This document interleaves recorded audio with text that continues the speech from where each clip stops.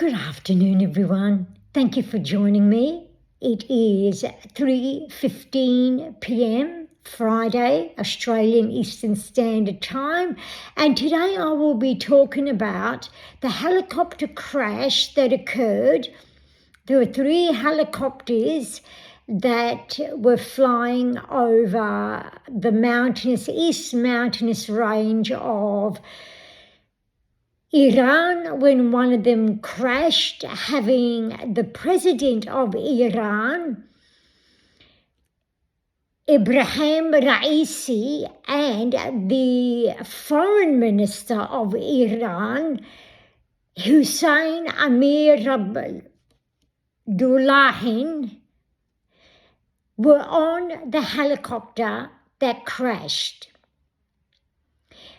accompanied with a few other Iranian government officials.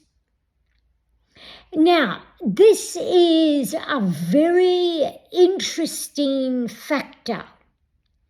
2 helicopters landed safely, 1 helicopter didn't. The helicopter that didn't held in it the second and third most prominent leaders in Iran, being the president of Iran and the foreign minister of Iran. The highest leader of Iran is Ayatollah Khomeini. We must remember that Iran has a completely different political dynamics than we understand in the Western countries. Some of the Middle Eastern countries do. Iran's political system doesn't operate politically per se. It operates after the coup of the 1979 Islamic Shiite revolution that Ayatollah Khomeini brought in. It operates under the strict idealism of extreme Islamic Shiite reign. So Ayatollah Khomeini is the top leader. The president, Raisi, is the next leader, and then following that is the foreign minister. This is a very, very interesting case because Raisi was known to be very close to Khomeini, and whatever Khomeini demanded and would place down into rule, authority, and law was it, and that all came under the Sharia Shiite law. Iran is not led in a political arena, a political dynamic. It is led in an idealistic Shiite extremist dynamic. We must understand that. Everything changed after 1979's revolution. Iran used to be a popular tourist attraction. You would have people from the Middle East, from Europe, visit Iran for their holidays. Iranian ladies were free, they wore bikinis, the whole society was free. They were Persians, they still call themselves Persians. Why? I know many people that are Iranians and they never identify as Iranians. They do not want or like the regime that's in at the moment. Now, Raisi being so close to Khomeini is pivotal because it had Iran operating exactly how Khomeini wanted it to. This is now a dire situation for Iran because they have to now contemplate what they will do within their government. The Constitution states that the Vice President will be in charge for 50 days until the voting has started, comes in to vote in the next president of Iran. This is not a real voting system, dear viewers. It is already decided who would be the next president. That's decided under the idealistic view of Khomeini. He is the top authority of Iran. We must understand that. Now, Iran's dollar and economy has just been extremely lowered since 2018. 93% of their economy has gone downhill since 2018, right?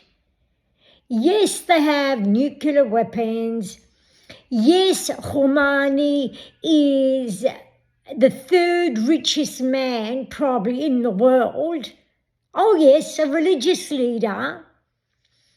It has also been revealed and disclosed that the USA, Washington, in other words, Biden, has been having secret talks with the late Raisi. Yes, secret talks in regard to dismantling Israel, getting rid of Netanyahu. Now, that's not widely known. That comes from undisclosed information, intelligence. And therefore, it is bringing about a whole new dynamic in the Middle East. There is a thought, a theory out there that an insider did this because they want to get rid of the regime under Khomeini and return to the Iran or the Persia that was before the 1979 revolution. And of course, there's another theory being thrown around that it's Israel, Israel, Israel. That is the common mainstream theory because of what's currently happening. Now, Hezbollah, who is mainly located in Lebanon as a political party, has a very weak leader according to the Iranian government regime, Ayatollah Khomeini. They're not happy with the Hezbollah leader in Lebanon. They want to get rid of him. So there's talks around that he may soon be the next to be assassinated, allegedly. If things conspire the way that Khomeini wants it to, well then we will still be looking at the same Iran that we are today, which will uphold the same proxies of Iran.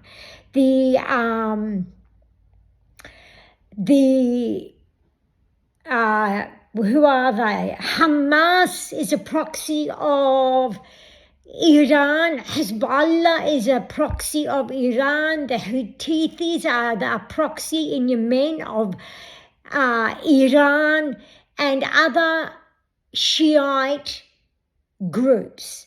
Some are Sunni, but not all, right?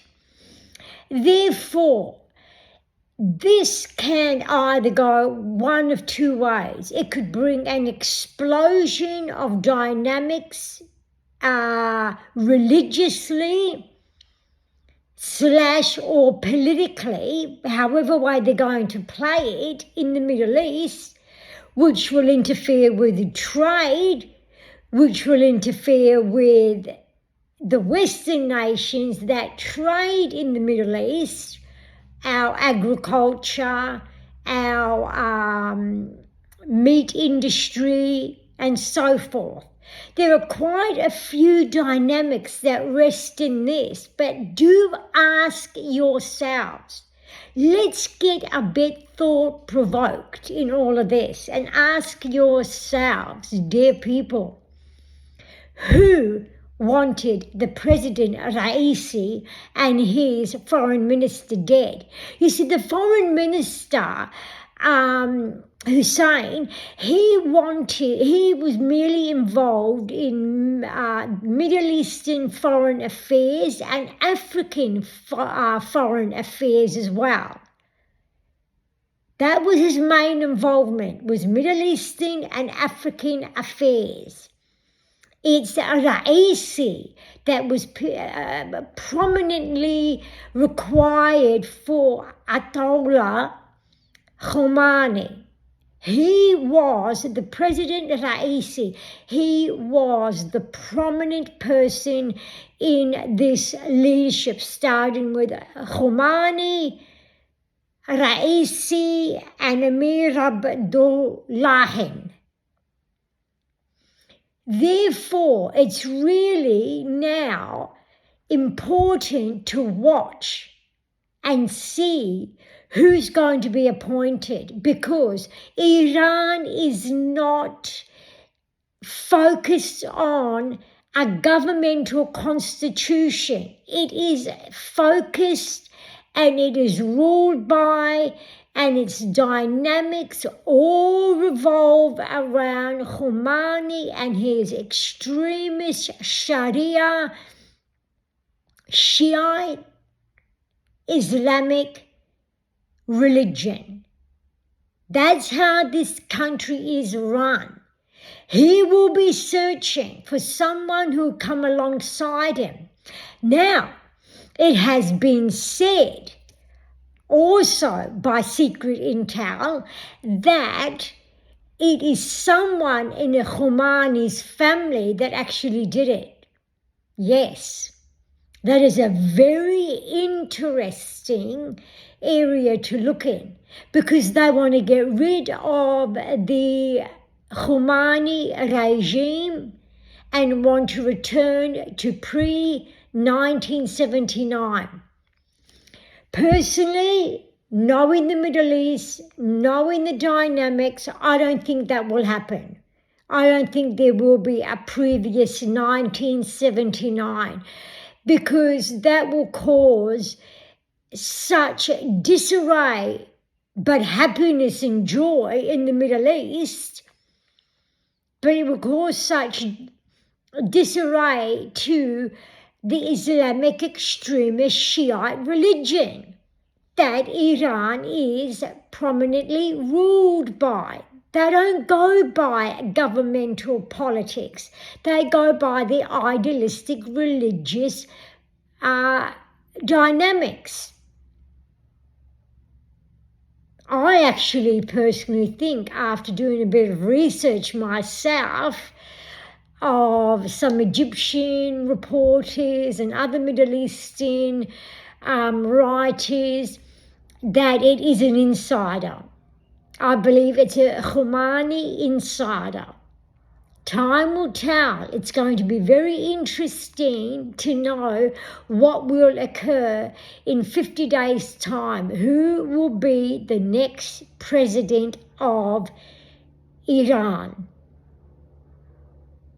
I find it very interesting because it will change many things within the Middle East. And the fact that America, that Biden is on side Iran is very telling. Very, very telling. That leaked out. That was intelligence that leaked out.